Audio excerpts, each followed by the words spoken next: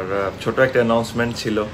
আমি কিছুক্ষণ আগে দীর্ঘ সময় ধরে খেলার মাঠে নেই তামিম ইকবাল। ইতিমধ্যে মাঠে ফিরতে ব্যস্ত সময় পার করছেন বাংলাদেশের সাবেক অধিনায়ক তামিম ইকবাল। জাতীয় ক্রিকেট লীগ এনসিএল টি-20 ফরম্যাট দিয়ে আবারও মাঠে ফেরার কথা রয়েছে তার। মাঠে ফিরতে কঠিন ফিটনেস পরীক্ষা পার করেছেন এই ওপেনার। মিরপুর শেরেবাংলায় বৃহস্পতিবার অনুশীলনে দেখা গিয়েছে তামিম ইকবালকে। এর আগে তিনি বুধবার তার ফিটনেস পরীক্ষার ফলাফল হাতে পান। ফিটনেস পরীক্ষায় 19 স্কোর তোলেন এই ওপেনার। টি-20 দিয়ে আবারও নিয়মিত হবেন তিনি। ফরচুন বরিশালের প্রধান কোচ মিজানুর রহমান বাবুল নজর দিয়েছেন তামিমের অনুশীলনে। তিনি বলেন, অনেকদিন পর তামিমের ব্যাটিং দেখে মুগ্ধ হলাম। তার ভালো লাগার শটগুলো সে খেলেছে।